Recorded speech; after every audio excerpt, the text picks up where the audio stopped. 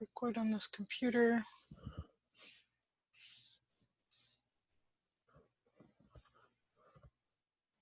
All right, so now for the definite integral. So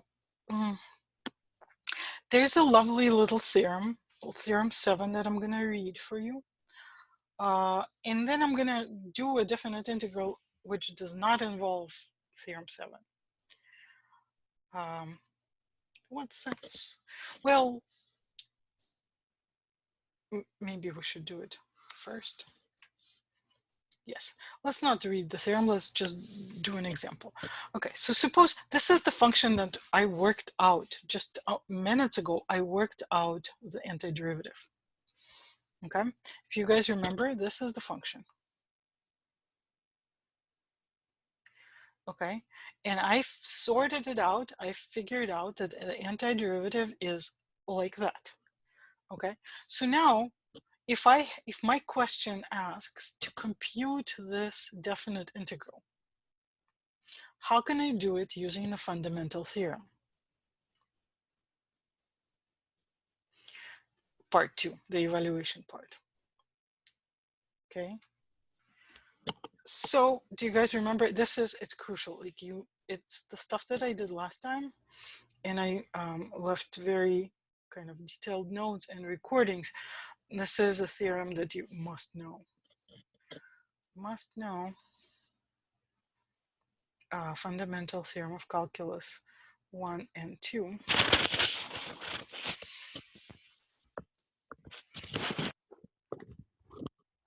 Okay, hopefully you've at least looked at that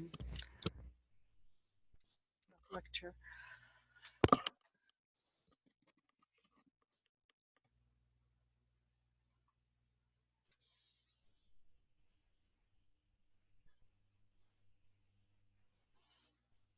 Okay. If you haven't looked at the lecture, it's going to be very difficult for you to understand where this is coming from, but perhaps you can maybe start remembering what it is that you need to do. Okay, so the claim, the FTC part 2 says that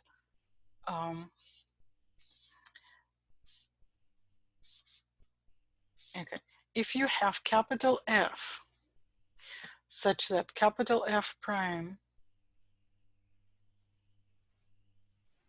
is equal to little f, meaning capital F is in any antiderivative, capital F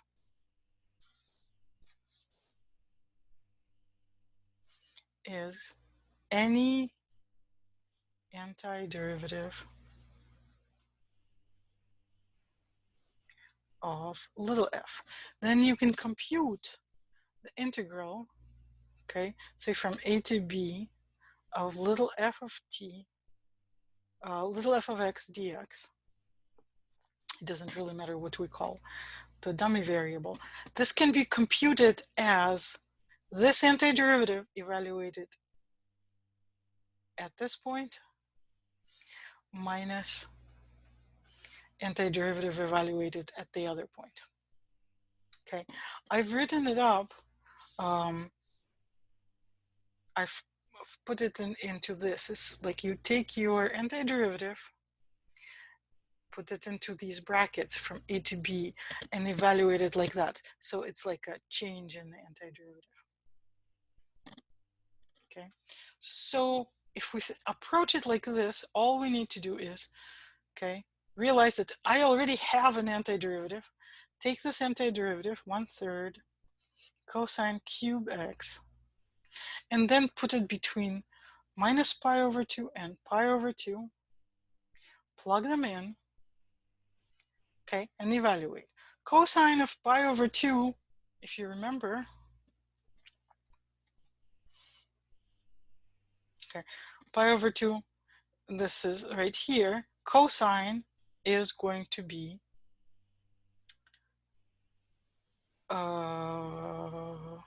what? How did I end up with these values? Cosine is 0.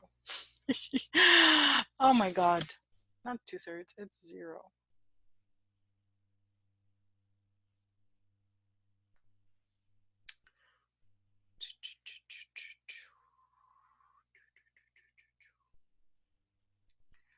did I do here? Um,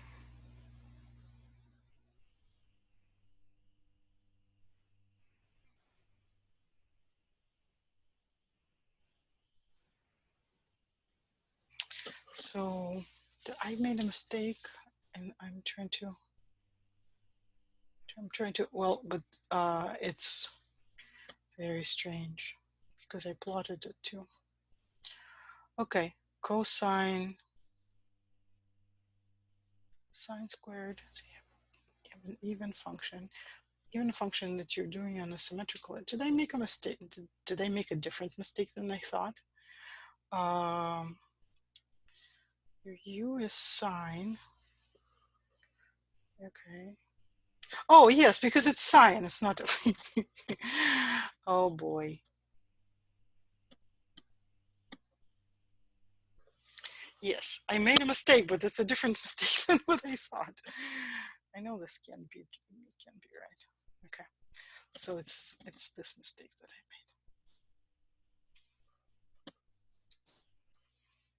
made. Okay. That makes more sense. All right, because my u, right, I made a mistake when I was substituting back. I substituted the wrong thing back into u. Okay, so we might have to fix that in the notes upstairs. Okay.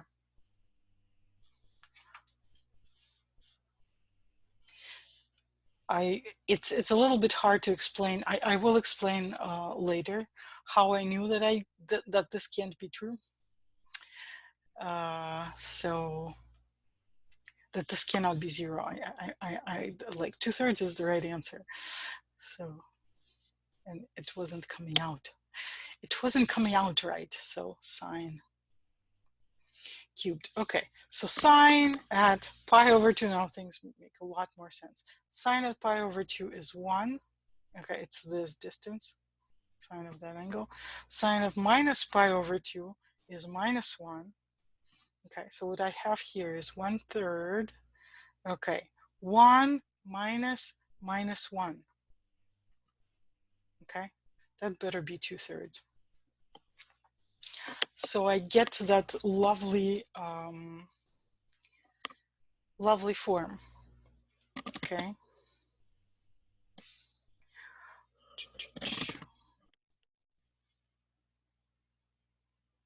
Clear all drawings. Okay. However, there is another way of doing this.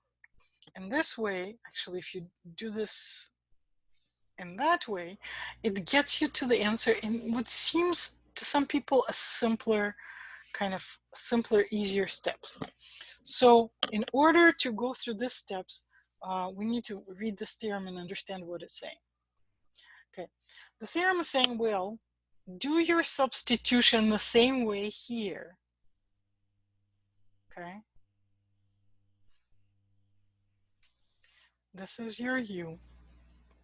This is your g prime. This thing is your du. Yeah. But don't forget that you also have the bounds. Change the bounds.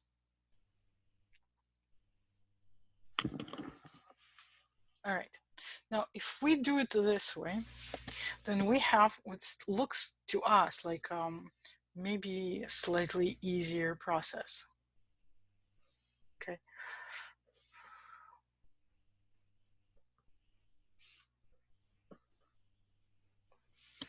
All right. So I'm working with it using theorem 7. Okay, so I'm just gonna scroll past. It starts out the same way. Starts out with, me recognizing that, oh, well, I can do this trick of letting this be my u. Okay, sine x is my u. And then I have its derivative right here. That's my du, u du. Okay. So I'll write it like u squared du, but now I need to work on the bounds. And in order to work on the bounds, I need to take my old bounds and see how this function, this is my g of x, how g of x transforms my x's. So I start with the top and I go to the bottom. Okay, when x is pi over 2, u is going to be sine of pi over 2. That's going to be 1.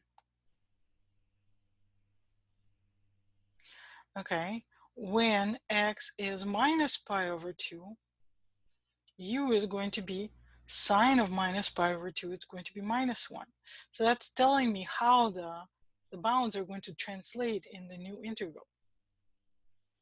Okay, pi over 2 is going to become 1 of u's, and minus pi over 2 is going to become minus 1 of u's.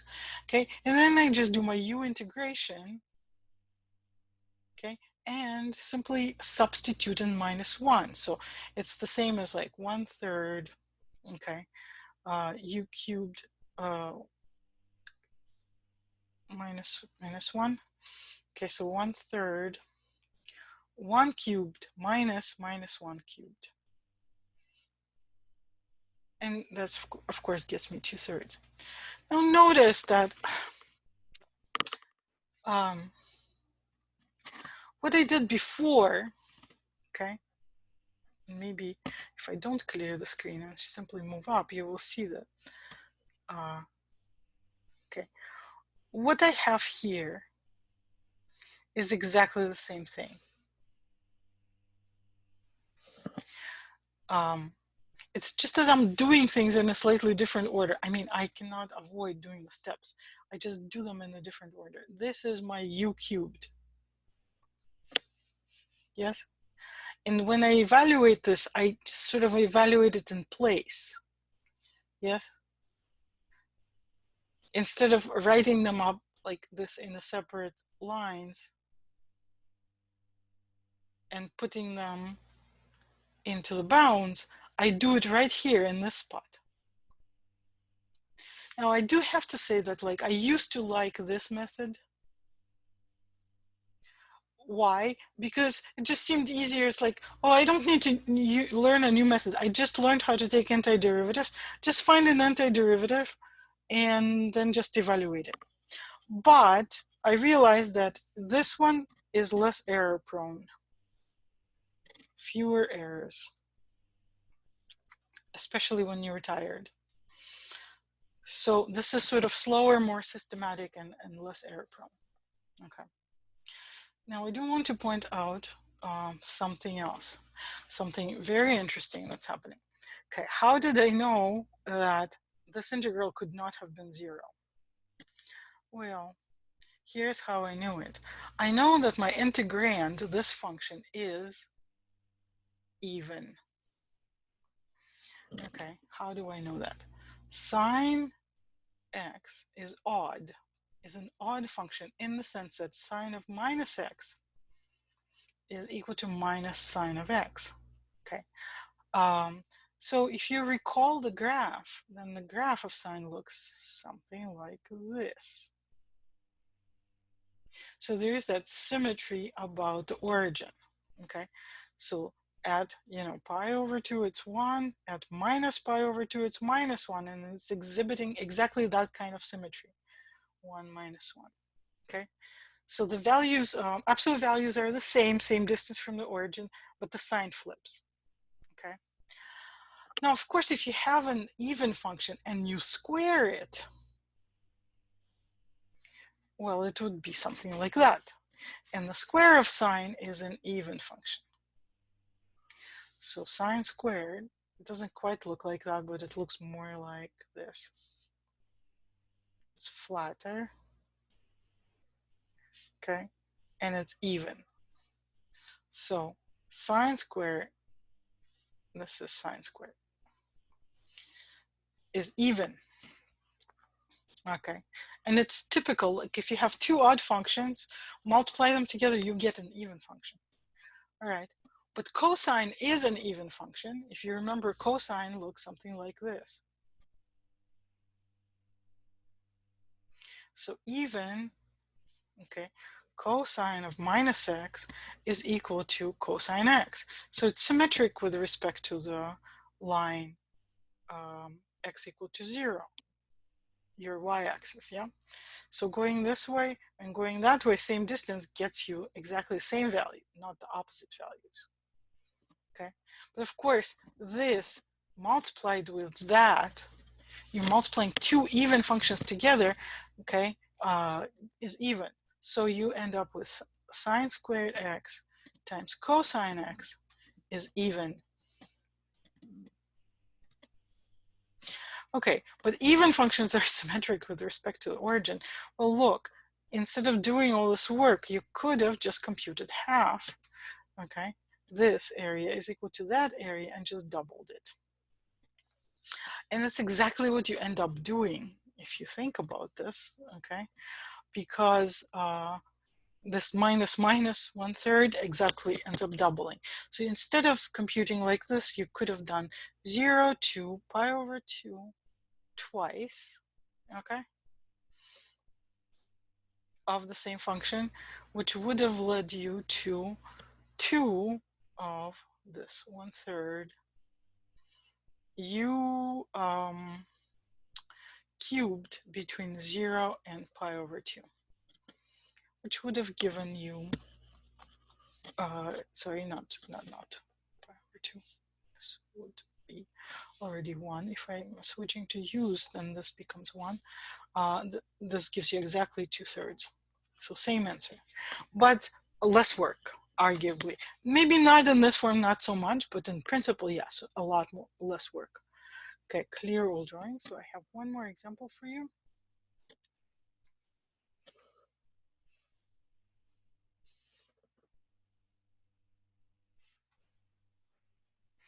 Right. So you might realize that this is the same function we already did. I wrote it in a slightly different way.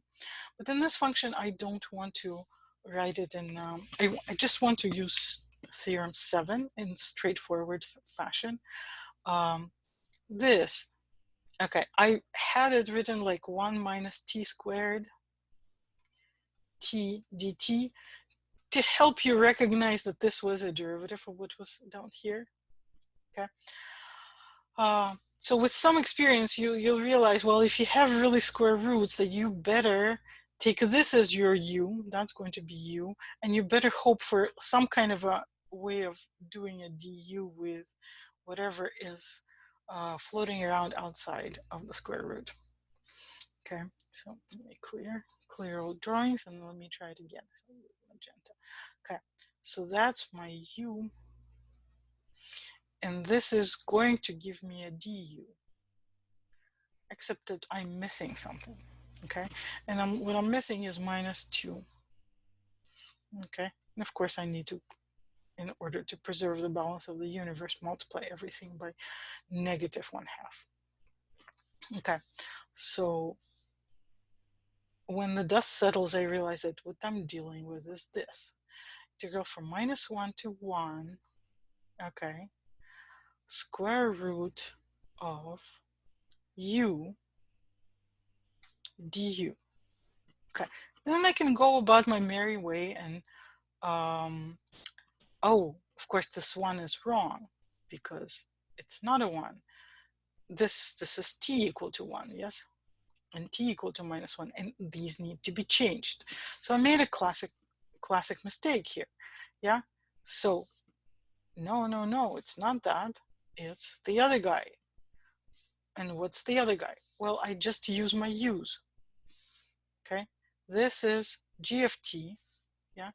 G of t is 1 minus t squared, and I need to put my t equal to 1 to get what that value is. Well, it gives me a 0. And I do the other one, evaluate it. That also gives me a 0. And now I'm sitting here and scratching my head and thinking, I don't know what to do with this.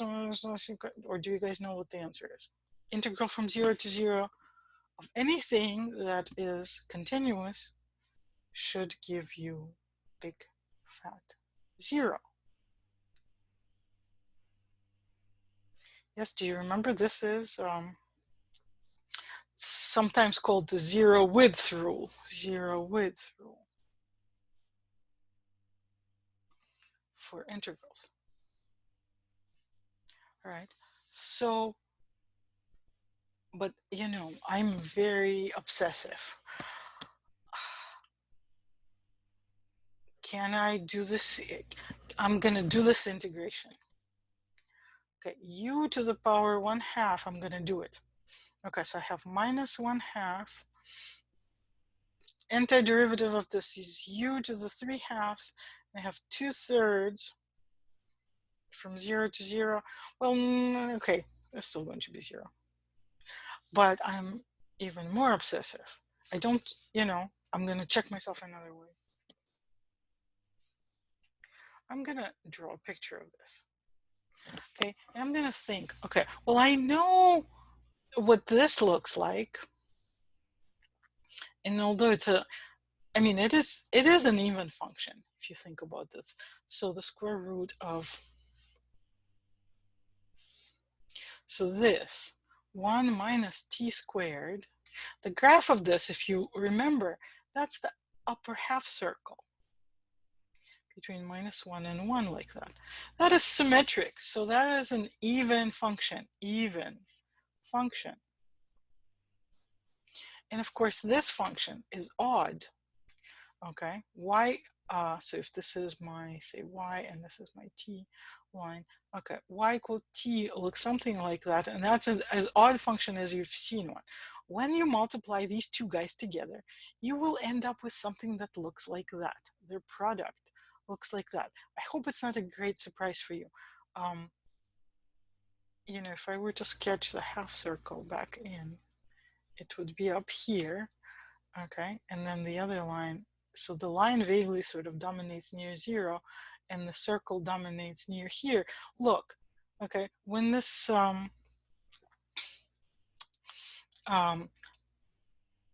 had a circle and the value, right, and they're both less than 1, and they're equal to each other.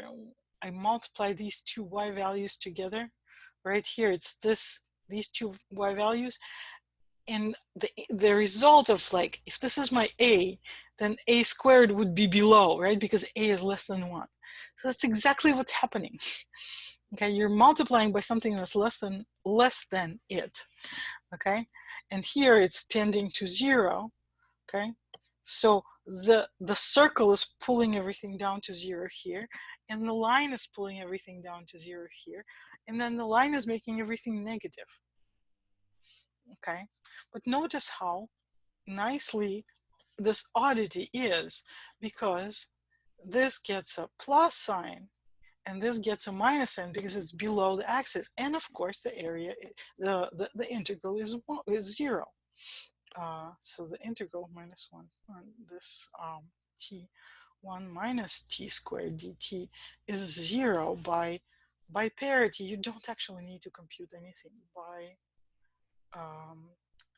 parity, or, you know, oddness of integral, integrand, oddness of integrand. Right. I hope you find this lovely, because it really speeds things up quite a bit. Okay, so, okay. And now I just want to summarize this. It's a kind of a theorem, if you wish, it's theorem 8. So if your function is continuous and even, okay, on the symmetric interval, so what has to be true is that the interval that you're dealing with this has to be symmetric about the origin, yeah? So this is even, and that's that case. You get the doubling of the integral because this area is exactly equal to that area, yeah? Okay, so that's for even. And let's change to, I don't know, magenta for odd. That's an odd function. Okay, so this gets, okay, maybe this will have a positive area, this will have a negative area, this will have a positive and negative, and they will cancel each other out and produce this lovely 0 for odd. And you don't actually need to do anything, just inspect. Okay, let me give you an absolutely wonderful example. I mean, you had this in your homework, I believe. X to the 299 dx. Okay, of course, you can go through the steps of computing it, but now you stare at this, you realize, oh, that's an odd power. Odd power. So that means I have an odd polynomial. Okay, so that means this is going to be 0. Okay, and in a completely symmetrical fashion to this, if you had x to the, say, 300, you couldn't get away with it so easily if you're computing from -1 to 1. That's even power. Okay, so that's not 0, but it is twice this.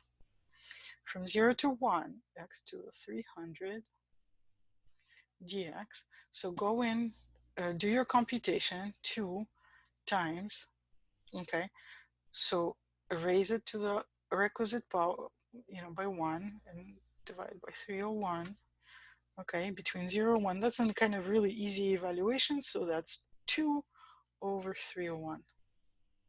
Still, it's a bit easier than computing between -1 and 1, where you run the risk of not adding the minus ones correctly. Yeah, it's it's the -1 to the requisite sign that is making all the difference. Okay, I'm gonna clear all drawings and I'm gonna stop this recording. I'm gonna stop share. Stop there.